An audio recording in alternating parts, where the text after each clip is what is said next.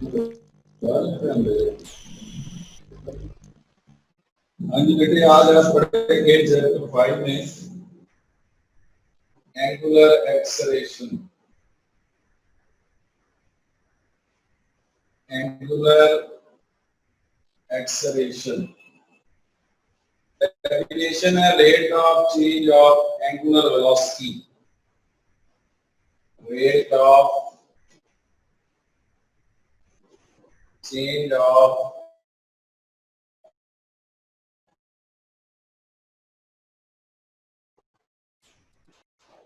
Angular velocity पर unit time called angular acceleration. Rate of change of angular velocity. It is represented by alpha. Angular acceleration को alpha से represent करते हैं। जैसे linear acceleration ए होता है तो एंगुलर एक्सेलरेशन अल्फा। यूनिट इसकी एसआई यूनिट रेडियन पर सेकंड स्क्वायर।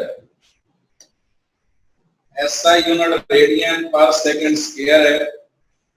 वैसे आप इसको मेजर कर सकते हैं रेवोल्यूशन पर सेकंड स्क्वायर में या फिर डिग्री पर सेकंड स्क्वायर में या फिर डिग्री पर सेकंड स्क्वायर में। लेकिन इसकी जो एसआई यूनिट है वो रेडियन पर सेकंड स्क्वायर है। रेडियन पर सेकंड स्क्वायर। उसके बाद हम देखेंगे rate of change of angular velocity अगर अल्फा है, इसकी यूनिट भी हमने बता दी रेडियन पर सेकंड स्क्वायर है। फिर ये भी वेक्टर क्वांटिटी, एंगुलर एक्सेलरेशन भी वेक्टर क्वांटिटी। इसकी डायरेक्शन उधर ही होनी है जिधर बाकी डायरेक्शन थी। किस किस की मैंने आपको उस दिन भी बताया, टार थीटा ओमेगा अल्फा, इनकी डायरेक्शन सेम होती। टार थीटा ओमेगा अल्फा, इनकी डायरेक्शन सेम होती। टार की direction along axis of rotation, theta की direction along axis of rotation, omega की direction along axis of rotation. तो अल्फा की direction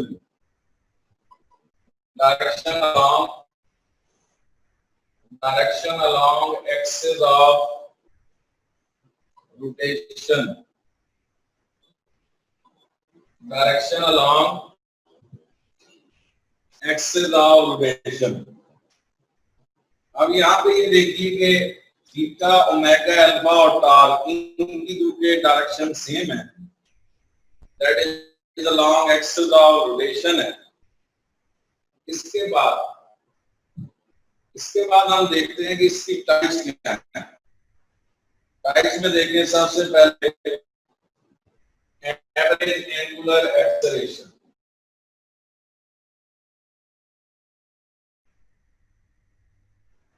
average acceleration alpha average देखते हैं, total change in angular velocity in total time taken, velocity in equal interval of time,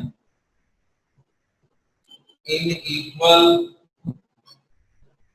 interval of time। Angular velocity में change और time में change equal हो तो angular acceleration uniform होता है। Uniform angular acceleration, equal change in angular velocity in equal interval of time. मिसाल के तौर पे ओमेगा और टाइम की वैल्यूज लिखें। ओमेगा 0 है, टाइम भी 0 है। ओमेगा 2 है, टाइम 1 है। ओमेगा 4 है, टाइम 2 है। ओमेगा 6 है, टाइम 3 है।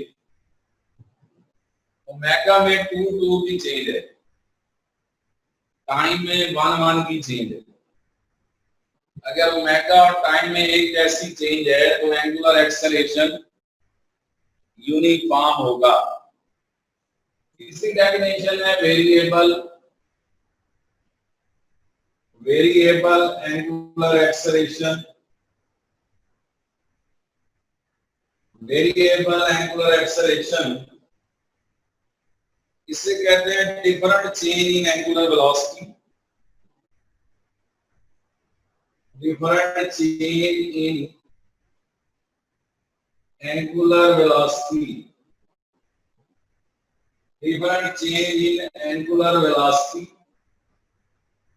in equal interval of time, in equal interval of time। angular velocity में change different है, टाइम में चेंज इक्वल है। जरूरी नहीं है कि टाइम में चेंज इक्वल हो या टाइम में चेंज डिफरेंट हो। जरूरी ये है कि एंगुलर वेलोसिटी में चेंज डिफरेंट हो। मिसाल के तौर पे यहां पे omega versus time, omega versus time,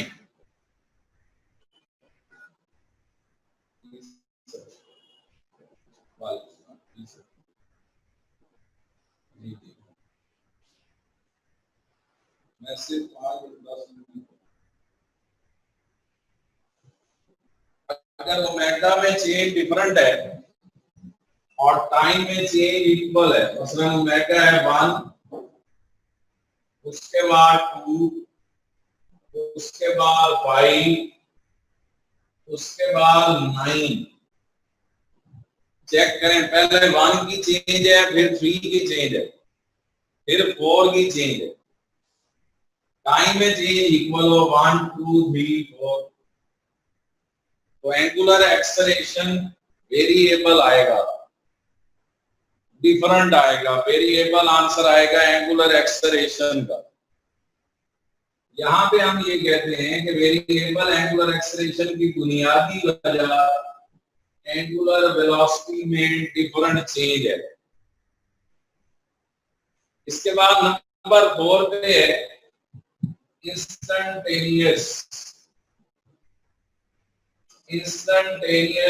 angular acceleration। instantaneous angular acceleration इसे कहते हैं angular acceleration at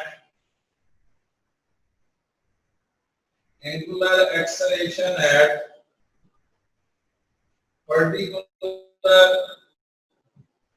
instant of time। Specific instant of time में जो एंगुलर एक्सेलरेशन है उसको इंस्टेंटेनियस एंगुलर एक्सेलरेशन कहा जाता है। Alpha INS instantaneous angular acceleration. Limit time approaches to 0, जो लिमिटेड टाइम में मेजर किया जाए, जहां टाइम अप्रोचेस टू 0 हो। Delta omega over delta T. वैसे आसान लफ्जों में कहते हैं कि किसी भी इंस्टेंट पे मेजर किया जाने वाला एक्सेलरेशन, किसी भी इंस्टेंट, बल्कि उस इंस्टेंट में भी जहां टाइम मेजर ही नहीं हो रहा। अप्रोचेस टू 0 का मतलब ये नहीं है कि टाइम 0 है, टाइम है जरूर, मगर स्टॉप आज मेजर नहीं कर सकती। जब टाइम है जरूर और स्टॉप आज मेजर नहीं कर सकती तो उसको हम लिख देते हैं टाइम अप्रोचेस टू 0। तो angular acceleration at particular instant of time, alpha instantaneous, limit time approaches to 0, delta omega over delta t. इसके बाद आप प्रूफ लिखते हैं A equals to R alpha. आप देखें उसी तरह का रिलेशन आ रहा है जैसे ऑलरेडी हमने दो प्रूफ इस चैप्टर में पढ़े। एक प्रूफ हमने इस चैप्टर में पढ़ा S is equal to r theta, याद होगा, ये लीनियर और एंगुलर डिस्प्लेसमेंट को रिलेट करता है। और एक प्रूफ पढ़ा V equals to r omega, ये लीनियर और एंगुलर वेलोसिटी को रिलेट करता है। और एक प्रूफ है E equals to r alpha, ये लीनियर और एंगुलर एक्सेलरेशन को रिलेट करता है। S is equal to r theta linear और एंगुलर को रिलेट करता है। V equals to r omega linear और एंगुलर को रिलेट करता है। और A equals to r alpha linear और एंगुलर को रिलेट करता है। यहाँ भी हम प्रूफ में यही लिखने जा रहे हैं, A equals to r alpha, ये लीनियर और एंगुलर को रिलेट करेगा। Linear acceleration versus angular acceleration. इसके लिए बेटा आपने ये देखना है कि अगर एक ऑब्जेक्ट की v की वैल्यू आर ओमेगा के बराबर है और एक साइड पे v चेंज होती है तो r तो चेंज नहीं होता, फिर ओमेगा चेंज हो। इसको मैं डेल v लिख दूं, r में चेंज नहीं है, ओमेगा में चेंज है, वो डेल ओमेगा होगी। दोनों साइड को टाइम पे डिवाइड कर दो, del v over del t equals to r del omega over del t। उधर से del v over del t equals to r del omega over del t। Del v over del t को a बोलेंगे, r और del omega over del t को alpha बोलेंगे। कोई proper derivation नहीं है बुक में, आपने जस्ट दो स्टेप लिखने हैं। इधर से v चेंज की, उधर से ओमेगा चेंज की, v चेंज की तो a आया, ओमेगा चेंज किया तो अल्फा आया। इसकी वेक्टर फॉर्म क्या होती? अल्फा क्रॉस आर, जैसे उस दिन बताया था r क्रॉस ओमेगा है। इसी तरह वेक्टर फॉर्म में ये r क्रॉस अल्फा नहीं है, अल्फा क्रॉस आर है। अगर r क्रॉस अल्फा लिखेंगे तो गलत हो जाएगा। अच्छा, अब आपने ये ध्यान में रखना है कि इस तरफ से जैसे मैं कहूं फोर्स F लगी, डिस्प्लेसमेंट S आया, फोर्स F लगी स्ट्रेट लाइन में, डिस्प्लेसमेंट S आया, डिस्प्लेसमेंट चेंज हुआ तो वेलोसिटी V आई। फोर्स F लगी, डिस्प्लेसमेंट S डबल हुआ, फोर्स F चेंज हुई, डिस्प्लेसमेंट चेंज हुआ, वेलोसिटी आई। फिर फोर्स चेंज हुई, वेलोसिटी चेंज हुई, एक्सेलरेशन आया।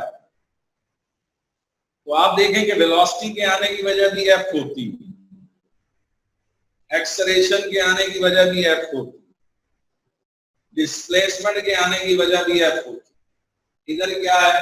इधर एंगुलर में देखें, टार्क है, थीटा है, ओमेगा है, अल्फा है। आपने कहा टार्क अप्लाई होगा तो एंगुलर वेलोसिटी आएगी, एंगुलर डिस्प्लेसमेंट कब होगा? टार्क अप्लाई होगा तो एंगुलर डिस्प्लेसमेंट कब होगा?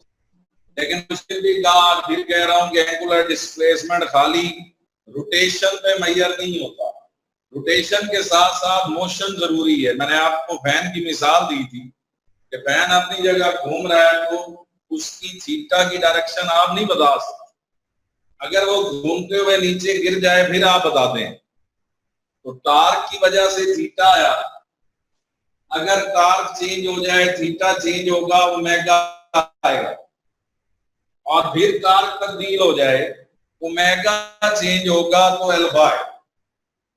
तो F की जगह टार्क लेनी, तीसरे चैप्टर में F, पांचवें में टार्क, तीसरे चैप्टर में S, पांचवें में थीटा, तीसरे चैप्टर में V, पांचवें में ओमेगा, तीसरे चैप्टर में A, पांचवें में alpha.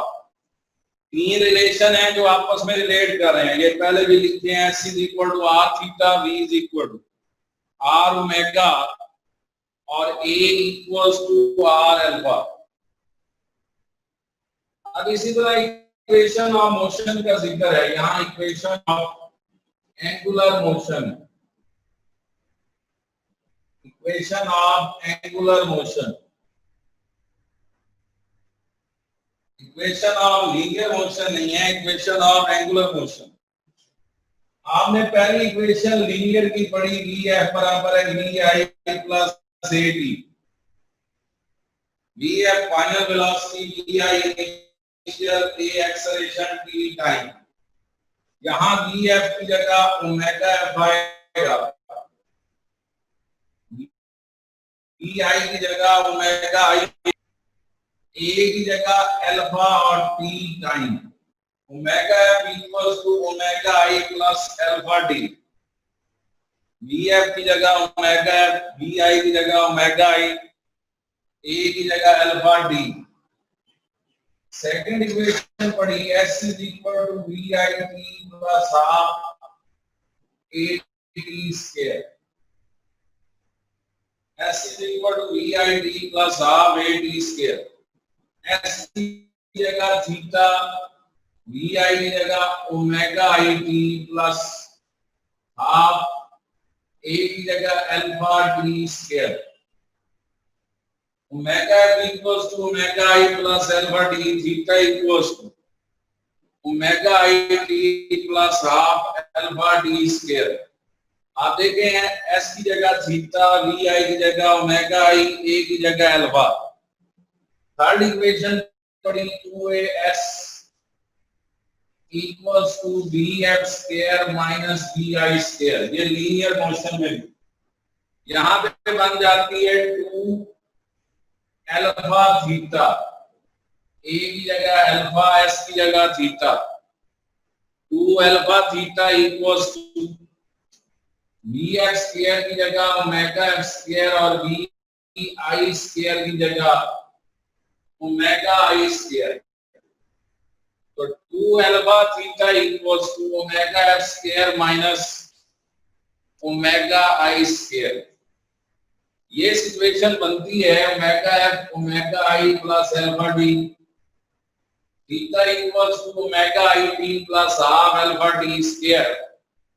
2 alpha theta equals to omega F square minus omega I square.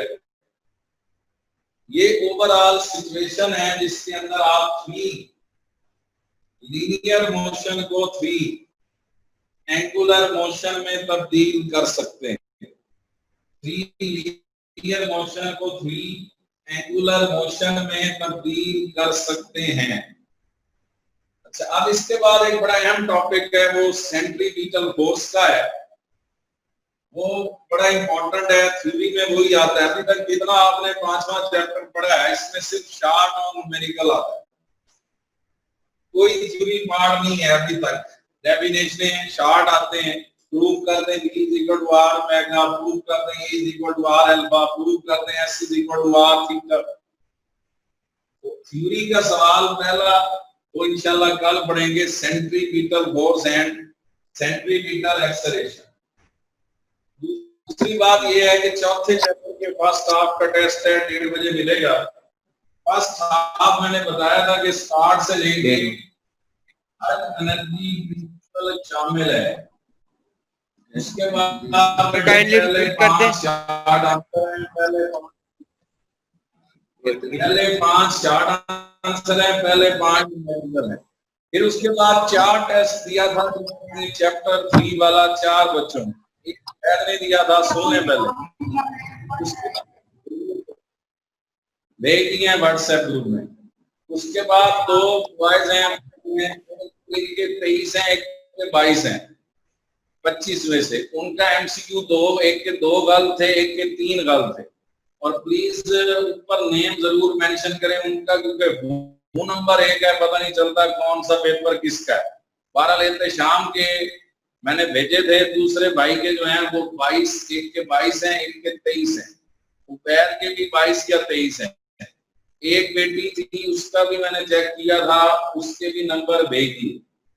बाकी किसी बच्चे ने टेस्ट वो नहीं दिया, लेकिन 4 वाला सारे देंगे, सब ने पढ़ा है। सर ये आपने चैप्टर सर जी आपने चैप्टर 3 के न्यूमेरिकल करवाए थे, ये कितने करवाए थे? उस दिन नेटवर्क प्रॉब्लम था तो कंप्लीट नहीं हो सके सर। चैप्टर 3 के न्यूमेरिकल का क्या है? कितने करवाए थे? 8 तक करवाए थे। बस 3 रहते हैं, पता है आपको? बोलो। Yes sir. पहले 3 रहते हैं ना, पूरा चैप्टर तो पढ़ा है ना, फिर चार्ट भी किया है, न्यूमेरिकल भी किए हैं, चैप्टर भी पढ़ा है, टेस्ट भी 2 लिए हैं, लेकिन फर्स्ट 3 रहते हैं वो मैं करवा दूंगा, बाकी तो सारा किया ना। ठीक है। और ज्यादा पढ़ा है तो टेस्ट ही यस देते सर। हैं यार, ठीक है। ठीक है। बस यार